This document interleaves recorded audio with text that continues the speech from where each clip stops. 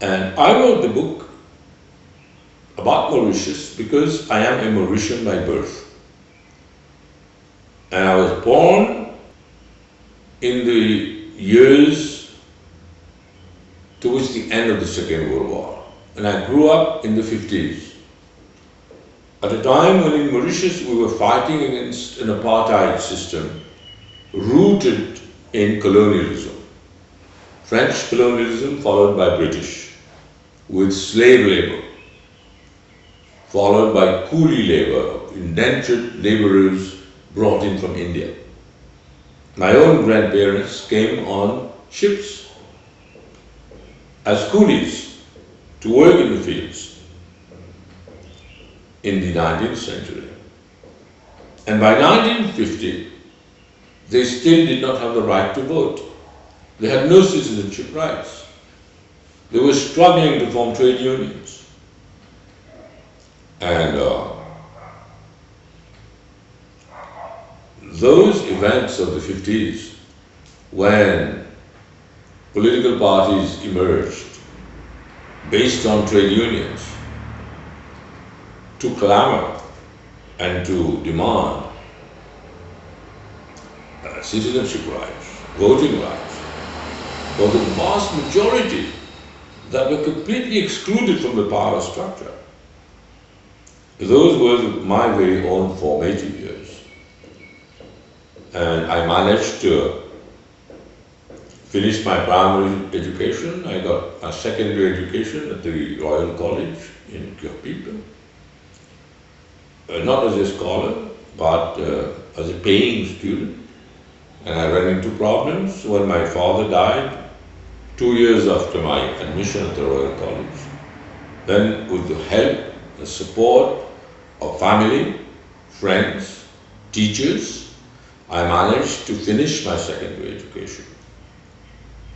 And then thanks to a Commonwealth scholarship, I managed to go to Canada, where I did my studies for 4 years. Then I returned to Mauritius, but with the same conscience which I had developed, socio-political consciousness, which I had developed in the 50s. And I decided that that work needed to be continued. So with friends we formed a movement and we tried to think about ways of going about having an alternative model in those days. But in those days, the dominant model looked invincible, looked like it was going to stay for another 1,000 years. It was something new. We had hardly any resource. We tried very hard to do what we could. And very soon there was a split in the leadership where the majority wanted to go into electoral politics right away. I was opposed. I said we had no hurry to go to elections. Let's concentrate on our work of construction, of building the movement. When we are ready, when we feel we are ready, then we'll go before the electorate, not before. And that going before we were ready, while we were still weak, we were going to be swept off our feet by the dynamics of the old society.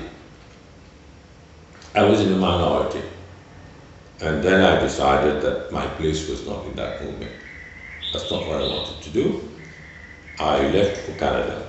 I had my younger brothers and sisters to take care of, coming from a very poor background.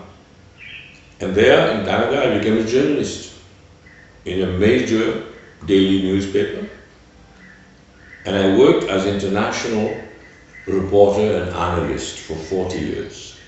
In that capacity, I had the opportunity to visit many, many countries, maybe above 60, and report on wars, on crises, on poverty, on the struggle of people to free themselves from the shackles of poverty.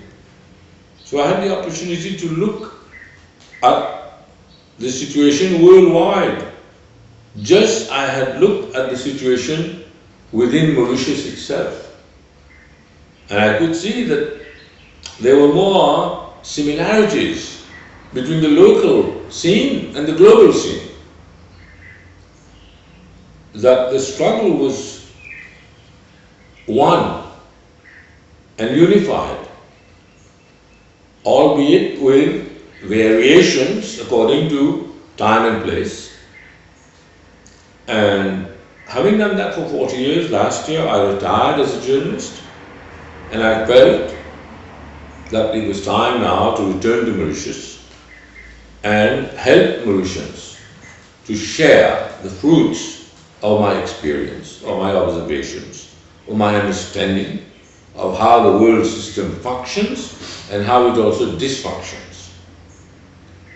All the shortcomings, but also the possibilities if we effect the necessary changes, where we can end up in a world of cooperation instead of a world of confrontation, where we can have peaceful construction instead of purely mad, blind, destructive policies, as we have witnessed since the beginning of this 21st century in Iraq, in Afghanistan, in Pakistan, in the heart of Africa, Rwanda, in the Congo,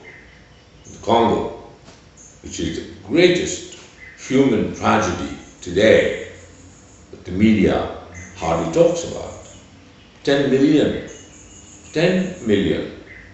Congolese have been victims of 20 years of continuous wars of looting funded by multinational corporations, dividing tribe against tribe, arming and financing militia simply to facilitate the looting of minerals. Not just diamond and gold, but coltan, little known metal, which occurs naturally in eastern Congo, which is shoveled on trucks, cross the border into Rwanda. The coltan is put in bags, put on airplanes, and flown to Japan, to Germany, to Canada. Why is coltan so important? Because it is a combination of two metals that occur naturally, which have a very high conductivity of electrical current, and which have an extremely high fusion point, therefore can withstand very high temperatures. And that metal today is indispensable in mobile telephone, in computers, in airplanes, and in astronautics. All the new industrial sectors that are at the forefront of technological and economic development could not function without coltan. So I returned to Mauritius to tell Mauritians, this is what I see. This is what is happening. There is an old system that is dying because China, India, Southern Africa, Brazil are emerging as new world powers. The old model is a failure. People worldwide are looking for a new model for the survival of mankind and for saving the planet. And we in Mauritius, we have the opportunity now to take the tide at the right time, not to miss the boat. That what looked romantic 40 years ago is now the new realism. What looked utopian 40 years ago is now becoming the new orthodoxy. And that we are at the heart of the Indian Ocean. The Indian Ocean is the new center of the world. This is where the action is going to be more and more.